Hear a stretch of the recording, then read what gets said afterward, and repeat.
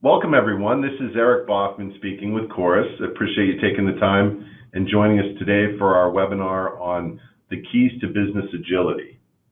Just a few quick housekeeping items. You'll note that there's a chat option in your console to the right, and we encourage questions throughout the presentation. We'll answer some throughout the discussion, but also save some time at the end for Q&A. If we don't, for some reason, get to a question, we'll be sure to email follow-up, as we'll be recording this presentation and also provide some reference material as well as the deck at the end to those who have attended. So again, thank you for your time, and we'll dive right in. I'm also joined by James Smith, who's our Customer Success Manager, and James will be fielding some of those questions. Just a quick run through the agenda. We'll start with what is business agility. It's a definition that some might be familiar with, others may be more familiar with the term agile or agility and what's the difference. Also, how three key elements play into business agility, starting with the customer, the team, and the network. We'll then apply those three core concepts in a demonstration on how Coras practices business agility internally, and also give you a flavor for our software and how it supports those agile practices. And then we'll wrap up with some questions and answers. So what is business agility? I often defer to Steve Denning, who's a subject matter expert in the space and has written a lot and presented in numerous forums around the topic of business agility. Most recently, he released a book on the age of Agile, but he's also known as a contributor to Forbes, where he has an article on, or a column on leadership that some may be familiar with. And again, I'll provide some of those resources. And he also has a tremendous following. I got ahead of myself. He was on the board of the Scrum Alliance, which has 40,000 plus or minus members, and is a tremendous organization around the topic of Agile and its various applications. And then he has a tremendous following through Twitter with 19,000 plus followers. So I refer to him because he really, for me, he gave me an excellent baseline in business agility through a keynote address that he did for the Business Agility Institute back in 2017. And I will refer to this in sort of setting up the context for business agility and some of the definition. And I've used some of his slides, and we'll certainly reference those in the follow-up as well, that will help and facilitate our conversation. So in that presentation that he did in 2017, he was defining Agile, and when we think about Agile and its history, it is somewhat complex. I mean, you look at this graphic that Steve provided in his presentation, and it's tremendous. There's over about 70 different practices within the Agile space, and really even going back to its core and the Agile Manifesto, that in and of itself has 4 values and 12 principles. So it can be somewhat overwhelming when you start to wrap your mind around what is Agile. So the first key that we want to provide is to really work to cut through the complexity of Agile and really see the benefits that it can offer to you and your organization more immediately. And that's one of the primary goals of our presentation today. And it starts with simplifying that definition. And you may have noted on Steve's shirt in his video screen cap that I had in the previous slide that he defines business agility as really a mindset. And that simplifies that 70 plus different practices. But in and of itself, what do you really do with that? This concept of a mindset, if anybody's read about business agility and learned about it, it seems somewhat esoteric. And so our recommendation is really to, first, if you haven't, view that presentation. It's 18 minutes long. It's in a TED Talk style format. And it goes from sort of top to bottom on why business agility, what it is, how it's evolved over the years, its foundation in the Agile Manifesto and so forth. It's a tremendous resource and somewhat short. I just didn't want to play your first 18 minutes of our webinar today with a video, but I will reference it, and it'll help us add some context, as I mentioned. He also even refers to some other excellent resources, specifically a piece in the Harvard Business Review dating back to 2016. And as it starts to come out in these publications like the Harvard Business Review and Forbes, where he's writing, and many other periodicals and web forums and so forth that are very notable, it's showing that it's become a very mainstream concept within organizations and the broader business community. So we'll share a number of other resources in terms of helping you to, rather than saying educate, I think it's really informing and helping people understand what it is and why it's important and how to describe this mindset. And really, it's going to be an evolutionary process within your organization. So the next key is develop a mindset. So start to think about and articulate what this concept of business agility is. And we'll give you, hopefully through these keys, some talking points and some ways in which to explain it. One way is what it's not. And this is a slide that I like from his presentation as well, because the concept of a mindset is it's not just one thing. It's not technology or process or methodology. So at Coras, we don't pretend to say we're going to give you software and all of a sudden by using that software you've become an agile business. It's not the case, but certainly tools like Coras can facilitate that process and help organizations in implementing. And that's one of the key things that I'll highlight as well, is really people think about these wonderful concepts and outcomes from business agility, but they don't really know how to get started, or they try to think too big and don't get off the ground. So if it's not one thing, or if it were one thing, I might suggest it's a journey, and it's an ongoing evolution and process within your corporate culture and the way that you execute your business, both from the top all the way down to top executive leadership down through the folks that are delivering every day. So second key would be to start that journey and have a continual process of learning and growing through business agility. So how do you get started? One of the great things that Dedinje does in that presentation is he clarifies a little further or simplifies beyond even that broad, it's a mindset, and has really condensed it into what he terms as 3 laws of Agile. And it's the law of small teams, the law of the customer, and the law of the network. And this is going to be the foundation for the remainder of our discussion today and the core of the demonstration as we share with you some of the capabilities around Coras and how they're applied in the context of business agility.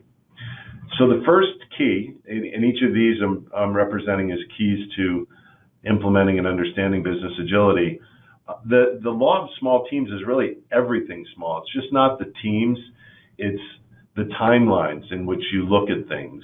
It's the way in which you organize and break down your work and execute against things.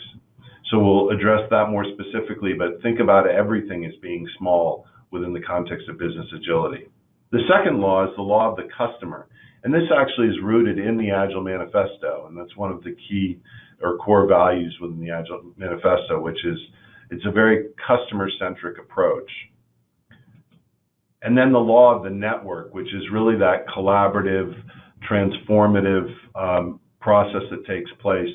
And I noted these are my notes, not Steve's, around the in the red, which is a solution aspect, because while we deliver software, some may call it a platform, some may call it an application, but really at the end of the day, it's a solution when it's delivering that business value, and it's tied in with these other aspects and how you organize and how you think about your business and how that's reflected through the system, or the solution, I should say. So how do you get started? Is start to implement these 3 laws from Steve Dedinje and those 3 keys. So this moves us to our demonstration portion of the presentation here. We're going to put these 3 laws in action and really in the context of 3 scenarios. And we're going to take that concept of big and unmanageable and break it down into small and executable. Because really it's delivering value more quickly within the organization, which is a core concept we see in other aspects of Agile. We're going to move from the company-centric approach to the customer-centric approach and talk about it within our demonstration. And then also how we move from siloed groups or functional teams to more of a connected organization. And there are 3 scenarios supporting that. Will be the first being how we take manageable work and give it purpose, or take work and make it more manageable and give it purpose. And that's going from big high-level goals and strategic intent to smaller projects and initiatives, and even down to individual work items. The second is the concept around alignment of teams. So how we'll use those 3 principles listed above in looking at teams from the big and larger, the broad organization even, and departments and functional groups, to those smaller, autonomous, cross-functional teams that we see more and more today, and the effectiveness of those teams. And then finally, how we're able to deliver more and faster as a core concept in terms of looking at the length of our work or our projects or initiatives that we may have looked more traditionally in the context of months, for instance, and look at those in smaller, shorter, what's termed, in a common Agile term you'll hear, sprints or short sprints of work that are more in the time frame of weeks, say. Let's pop over to the software.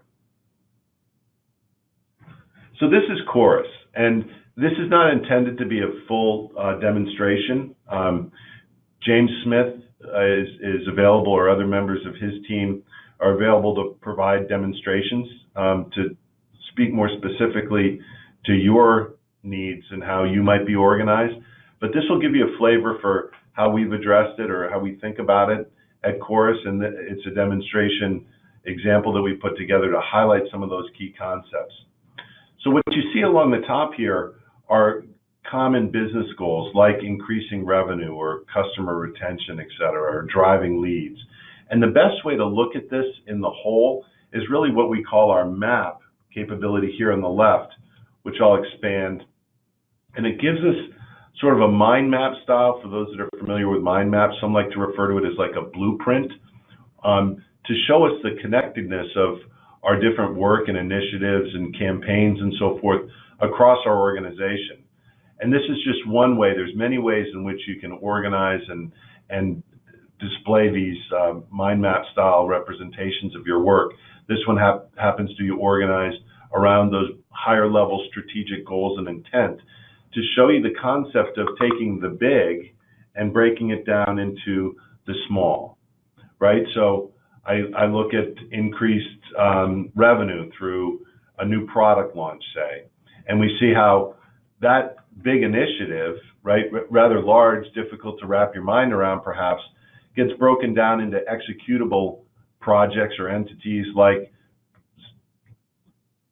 creating a minimal viable product if you subscribe to the lean startup approach, or if you're a product type organization, you might do a prototype and how that gets going. And so how do you do that? Well, that gets broken down further into a series of activities or initiatives like defining your hypothesis. What is it that you believe you're going to do? Test that, and so forth, and on down to more granular specifics. So you see the concept of the mind map, and this connectedness of this blueprint concept is making things very big, broken down into the small. And I can look at that, for instance, if we were looking at let me go back to my product one, because I'll look at it from it'll transition into our next topic here around the product marketing launch, for instance. Because what we've done at Coras is we brought one of these cross-functional teams together to do things like the product marketing aspect or product launch, where we have a member, and actually it's James from our customer success team, myself, representing the product side of the house. We have a manager from the marketing side as well, that brings those three core teams or representation together, working as its own entity or autonomous team to address a topic like a product marketing launch, and really work together to build out all the deliverables that would go around that and assign them out. And I'll talk more specifically how we do that in a few moments. But the concept of the team coming together to deliver a specific output or outcome, right? The other concept, so this is one view of that large to small. What's nice about this is it's not just a graphical representation. We can actually drill down into any level of this entity by clicking on this filter option here, which now you see it in more of a board style format. And this is a classic as Agile, in areas like Agile software development, people are used to a board style, very highly visual, drag and drop style interface. You see these are cards that you can move around, drag and drop, and so forth. And you'll note here it shows that structure of the big being the topic here of identifying the market for our new product, and then the activities or work tasks, we might call them, or work items that then are executed against that broader topic or need, right? So this is one way you can look at it. I could even drop down up here now. I still have my broad objectives here. I'm going to go ahead and just go solely into that one project or initiative. We often refer to this rather generically using the term of groups, because some people may be less familiar with the topic or the discipline of project management, but everyone does work. And many people, whether it's a task list scribbled on a piece of paper or an Excel spreadsheet, it's the same concept. And as the system can facilitate that work, we've really put a lot of energy and experience into making a interface and a user experience that mirrors the way that people are used to working. Hopefully you'll find it very intuitive. And at the end, I'll also show you how to access and sign up for our demonstration if you'd like to go ahead and try this software for yourself. So you'll see here, the interesting thing about this breakdown is, as I go down into any area like the product marketing launch that I talked about or addressed before. Hold on, let me just move my panel here momentarily.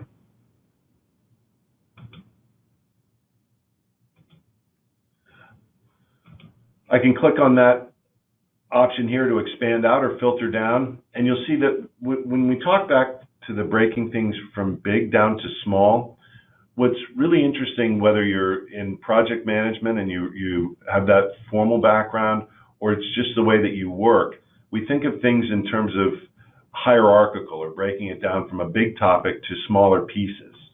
So in here, you know, I'm taking my customer marketing launch and I'm segmenting that down into customers, you know, coworkers and prospects. So I can go ahead and enter a new item here or at any level, and it's really easy and intuitive. But notice how I'm breaking that down. I could knock in a bunch more items, or I could go down another level in that grouping. So the basic idea, not to fully understand the way our software works, but just get that basic principle down of the fact that we can take large items down and make them much smaller, much more manageable, is the key concept here. Okay, so as we pop back up to our map, let me just show you now we're in that specific initiative or project, and we see that breakdown of work, right? So we're able to, again, focus on those items that are most relevant to our team or our group. So I can go down and look at any of those given levels. I'm just going to go to the high-level project here for a moment, because I want to talk to you about how we look at work in a variety of different ways. Specifically, right now we're looking at it at the item level, or the groups of items, I should say. common to the way that we work is also seeing things in a timeline style view. And that's really where a lot of users, when they're thinking about how they execute, and I mentioned in the small, we don't only want to think about the individual items, but how those relate in a manageable time frame. So if I click on this option here called the Gantt, again, many people will be familiar with that. Generically, we can think of it as a timeline. And it represents those items instead of as individual cards, it puts them against dates. And that's really critical when we think, and this is just dummy data here, I haven't laid it all out in terms of a schedule, but I could move these items around and change my schedule right here through the interface. But the benefit here is we start to look at the time associated with our work. So one of the challenges oftentimes with people who use just simple lists or even those board style solutions out there, they miss that core element of when's that going to get delivered. And that's so important, especially when we think of how managers need to see things and come back and say, hey, when's that going to get done? So what we try to do is time bucket it, and in the classic Agile sense, we want to do that in no more than a month time frame. Usually it's 2-week buckets, what are often referred to as sprints. So back to the example of James and my team that we work on, we get together in the morning every day and we look at the schedule for the day and what each person on the team is going to accomplish. And then at the end of the day, we reconvene for 15 minutes and address any obstacles that have occurred, some lessons that we've learned, and kind of close out the day. And so what that does is it keeps that team in alignment based on the initiative or the work that we've got targeted for that 2-week period. It also implicitly, if not explicitly, has accountability associated with it, because you're not just working in a silo. Back to that silo point, you're working as a genuine team. So it should really be a key that I put up on our PowerPoint slide, but the key is really that with respect to the team, it's that responsibility of the team and it's the participation within the team. Okay? You know what, let me just pop back to my slide and we'll checkpoint real quick, because I wanted to make sure I hit on the core points that I want to talk about. So we talked about the purpose, the alignment of the teams, which I just touched upon, and then the delivering things faster rather than the traditional long schedules of a traditional project. We've broken it into smaller sprint style deliverables. So it's just a little bit of a flavor for how you can use a system to go and start to deliver against these business agility principles. So to sum it up and just close out here, the first thing we discussed was cutting through the complexity. So it can be very big. Again, business agility, don't make it that way. The more you can read about it and learn about it and articulate it, the better. But again, there are a couple resources that I'll share at the conclusion of the presentation here, or as I send it out, that'll be valuable in helping you to kind of cut through that complexity.